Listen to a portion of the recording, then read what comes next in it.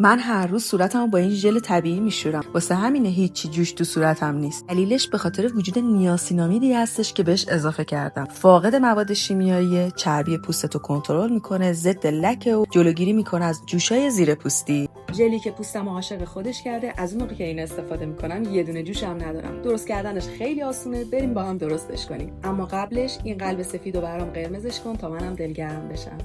10 گرم CMC، 10 گرم گلیسرین رو بهش اضافه میکنیم.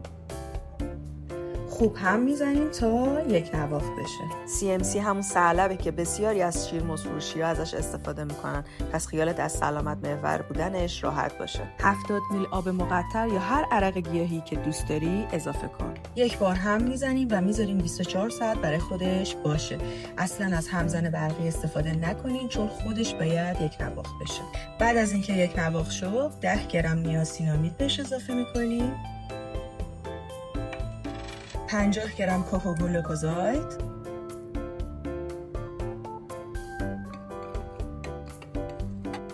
و 15 گرم بتاین اضافه میکنیم. کوکوگلوکوزاید از قند ذرت درست شده و بتاین از چغندر قند. پس خیالتون از طبیعی بودن و ارگانیک بودن این مواد راحت باشه. خوب مخلوط میکنیم. pHش رو میسنجیم ببینیم چنده. pH مناسب 5 هستش که جلوگیری میکنه از آلودگی به پوست.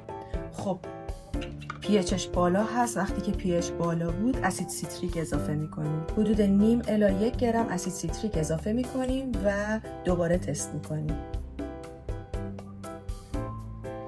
pHش رسید به حدود 5. این pH مناسبه برای پوستای شما. در آخر نیم گرم فنوکسی بهش اضافه میکنیم برای که نگه دارنده باشه. هم بزنید و در ظرف دلخواهتون نگهداری کنید.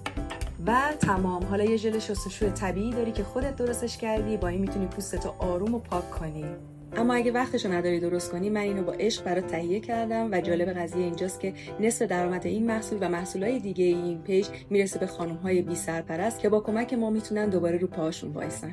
پس برای قیمت و ارسال عدد 30 رو برام کامنت کن.